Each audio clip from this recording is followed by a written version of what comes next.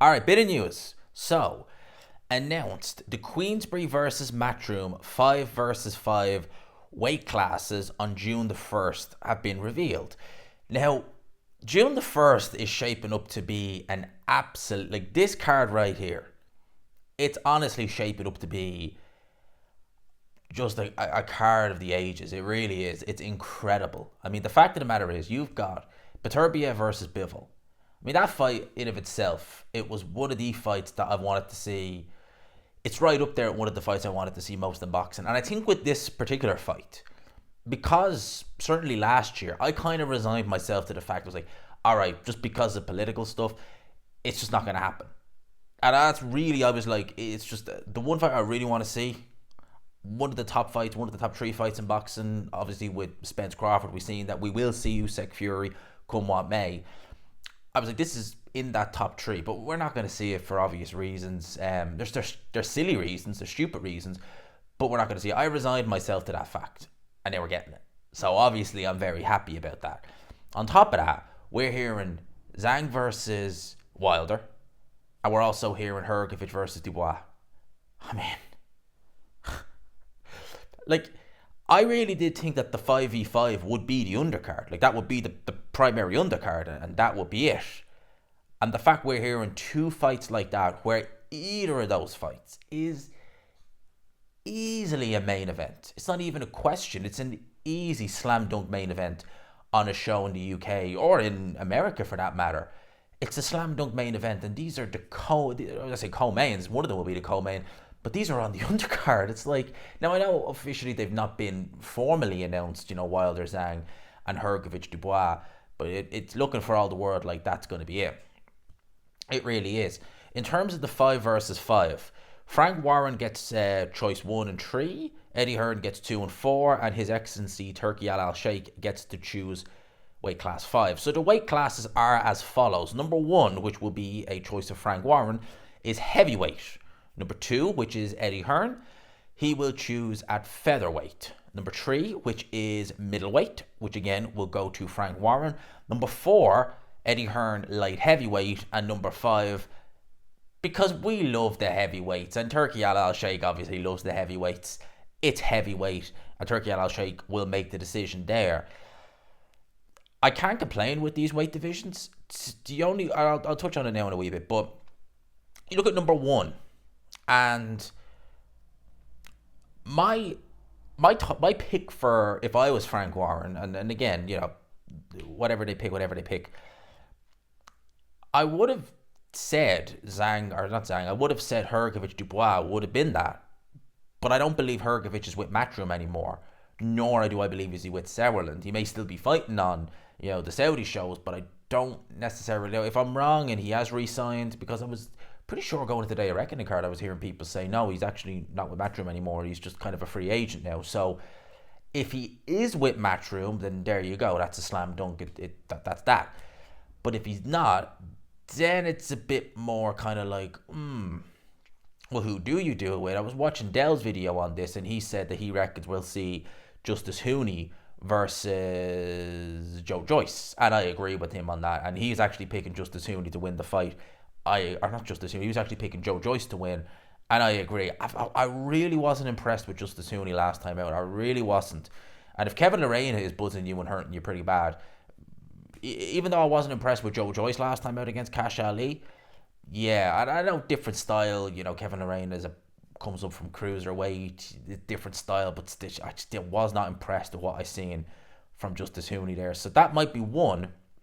Featherweight, Raymond Ford, Nicky Ball, there you go. World title fight and that will be a very, very good fight. Middleweight, Hamza Sheeris, obviously. I mean, he only just fought last month, and it was a one-round demolition job of Liam Williams, so he's ready to go tomorrow, if needs be. Amo Williams or Felix Cash, I think that pretty much will be nailed on. I think that him against Williams is a more competitive fight than him against Cash. I'm hearing that he may be fighting Tyler Denny on a DAZN show in June at some stage. So that will probably rule out Felix Cash. And, Felix Cash is so unreliable that if you're Eddie Hearn, would you even, I don't even want to say would you even put him forward? Or even if you're Frank Warren and you're picking the fight, you're kind of like, I'd like my guy to fight Face Cash because it's a British clash. I'd be making Hamza Shearer's favourite, but Cash is so unreliable. He's pulled out of so many fights. You probably wouldn't even want to risk it. So you probably would, as in like risk a pullout. So hit me against Ammo Williams. I like that fight. Light heavyweight is a bit of a head scratcher. It is, because I'm really struggling to think who you would get for that fight. You know, I mean, people can say, well, why about Anthony Yarde? Well, according to Ben Shalom, Anthony Yarde is facing Joshua Buatsi next. We're just waiting on word of that fight. Now, don't get me wrong. I love Anthony Yarde versus Joshua Buatsi. I think it's a great fight. We've been looking forward to that fight for a long time. We've been talking about that fight for a long time. It's a great fight. But would Anthony Yarde not get paid a lot more money fighting on this show? And would he not also look at, you know, the Matchroom stake? Because you're literally talking at light heavyweight with Warren. It's pretty much only Anthony Yarde, is it not? Zach Parker, his last fight was at super middleweight, and I'm pretty sure, well, maybe it wasn't a serious injury, but he seemed to twist or certainly hurt his ankle in the last round against Tyrone Zhang. So is he even ready by June 1st? Is there an injury there? I don't know. So Yarde would be the obvious choice. You've Craig Spider Richards and Callum Smith, either of those guys. The Callum Smith fight is more competitive, no disrespects to Spider Richard, but I would make Anthony Yarde firm favourite against him. So yeah, light heavyweight, I kind of looking and thinking like, you know, you've Craig Richards, you've Callum Smith, obviously Bivol, but obviously he's fighting the main event, so he's, you know, obviously can't use him. And then I'm looking at Warren and I'm like, well, like, you've only really got Anthony Yarde. You know, yeah, Zach Parker has talked about moving up. You have Karol Atelma, but like Karol Atelma is fighting 8-rounders. No disrespect to Karol Atelma, he's fighting 8-rounders. He's still in the very early stages of his career. He's already taken an L, so he's not going to be put in there against a Richards or a Callum Smith. So it's really only Yarde you could think of. But then again, if saying that if he is fighting Joshua Buatsi as Ben Shalom is claiming, well, doesn't that mean then that he wouldn't be on that card? Again, you know, unless I'm missing someone, unless there's probably someone's going to leave in the comments section, what about this guy? And it's like just face palm kind of time, because you're like, oh yeah, him, I didn't think of him, but I'm struggling here. I know he's got like Elazar cruiserweight, but obviously he's probably still, you know, looking for his head after it was knocked flat off his shoulders, clean off his shoulders on the Day of Reckoning card.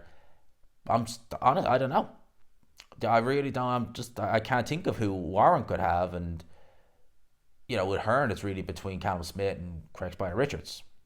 And then the last fight at heavyweight, like I said, if Hrgovic Dubois is a Matchroom versus Queensberry, if it's part of that, then I would do Justis Huni versus Joe Joyce. Makes a lot of sense. It's not going to happen because there's too short a gap. But if he didn't, if they wanted to maybe rearrange a few things, rearrange dates, because June 1st and May 18th, they're not a million miles apart. What about Moses Atelma versus Johnny Fisher? Two prospects.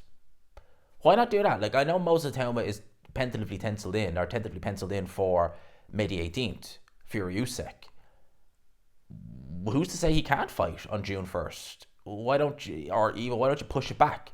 Give him a little cream puff to go in there and just, you know, demolition job. Yeah, you're on the stage at Saudi, welcome.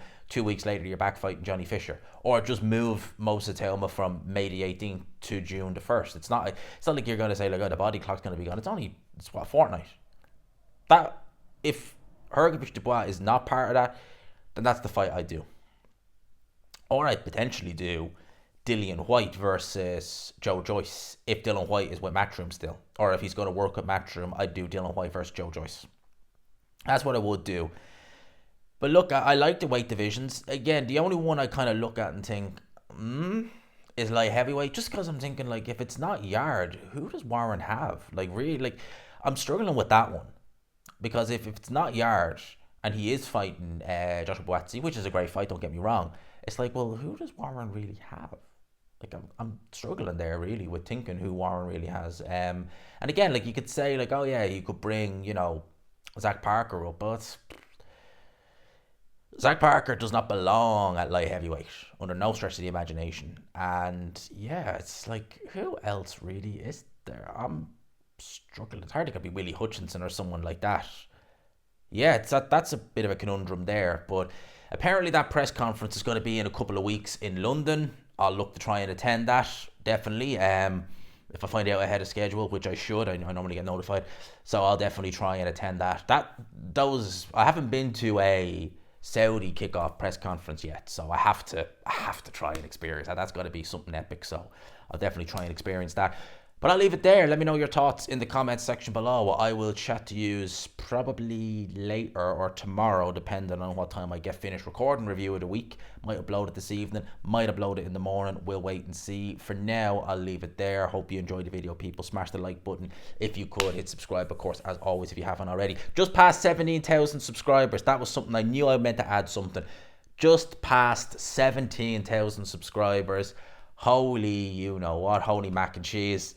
That is 17,020 subscribers at the time of recording. 3,000 there or thereabouts off 20k. Damn, that is incredible. 17,000. Honestly, that's mental. 17,000. Oh, lads, that's something. That really is something. That really is something. It was about this time last year I passed 11,000 in a year. Crazy. Thank you to everyone who locked in, subscribed, all that good stuff. Smash the like button if you could, subscribe if you haven't already. And lads, I'll chat to you later. I'll leave it there. Peace.